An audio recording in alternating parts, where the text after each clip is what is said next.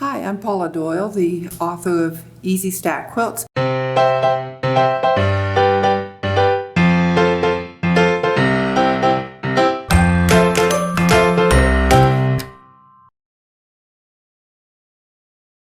Here are some of the blocks that I've done of the 4-patch blocks that I've pieced, all from the same fabric.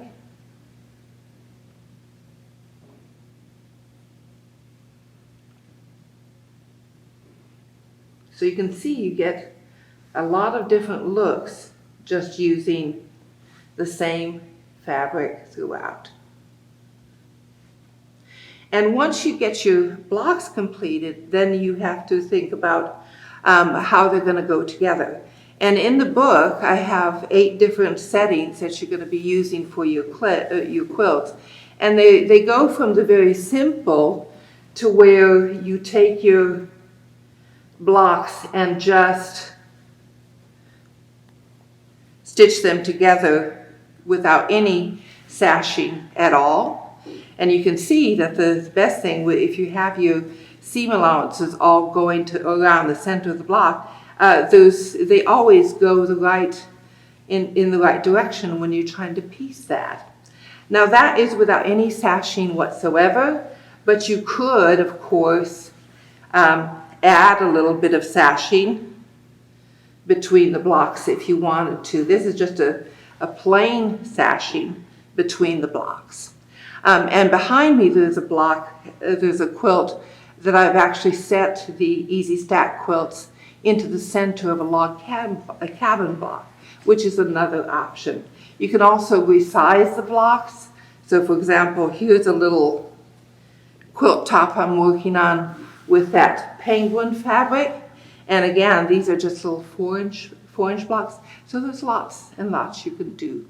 And next I'm going to show you how to make the Bright Hopes block. This is it right here. And for the Bright Hopes block, you're going to be using the same 4 pieces of stacked and tacked fabric. But instead of cutting squares like you did in the 4-patch, you're going to be cutting strips and then rectangles from the strips to make the Bright Hopes block. You're also going to need a center of a contrasting fabric to make that. And just as in the 4-patch block, there are 4 different ways that these could go to be pieced. So you have 4 different design options for the block as well. So that's the Bright Hopes block. I'm going to show you quickly how that is pieced because it does involve a partial seam for the center. So you have your 4 pieces of fabric that are identical, your 4 identical rectangles here. And you have a center piece of fabric for the center of the block. This is the first of the pieces, and on that one I started with that center square and did my partial seam. So that means that I stitch the center square onto one of the rectangles, but I start at the center of the square and go to the edge of the block. And then after I do that, I can quite easily just piece the next rectangle. You can see that that matches perfectly in length. Then once that's done, the next piece will match as well. And then the final piece.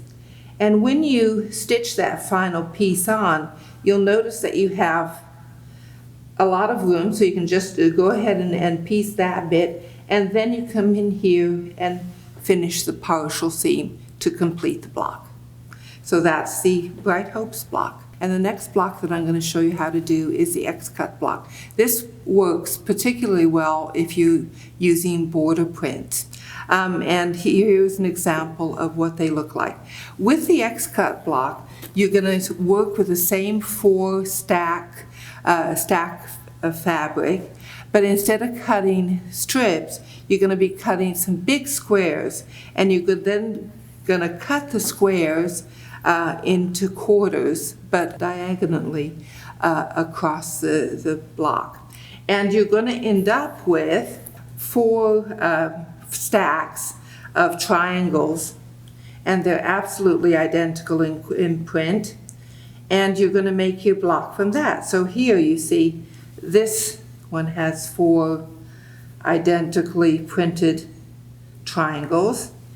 There's only one way to piece this block, so that's what it would look like when it's pieced.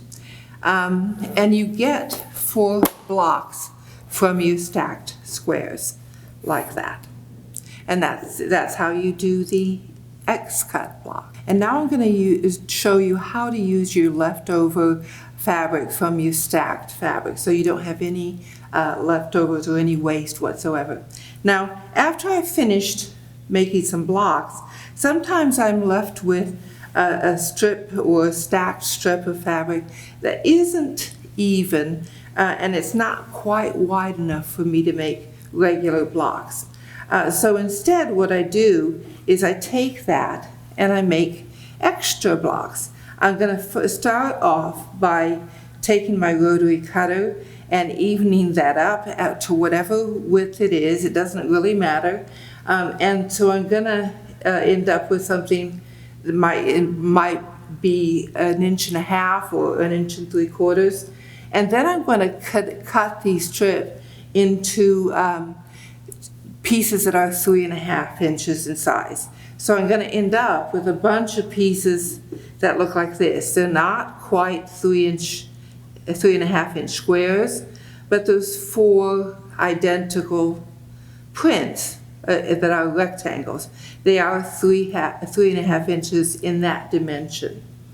And so what I do with those is I'm going to, let me just lay them this way. I'm going to make additional strips from this. So I'm going to take additional rectangles and simply add them to each other so that I'm going to make 4 identical strips. And then I'm going to be cutting additional blocks from those pieced strips. So you can see from on the back, those are actually pieced right there. So I'm going to show you how that works. So here's my stacked strip. Once I get my pieced strip all tacked up, that's what it looks like. And when I piece additional blocks from that, they're going to look like this. So they're not going to look substantially different from the regular blocks. Let me just take some of the regular blocks that I made with that particular fabric to go into a quilt. So you can see here, this is a block made with leftover bits, and this one is 2, and these 2 are regular 4-patch blocks. So you can make your leftovers work for you too. The only bits you should be throwing away are those bits that you trim off. Thank you very much for watching this. I'm Paula Doyle, the author of Easy Stack Quilts. I hope you enjoy the book, and I hope you make lots of quilts from this method.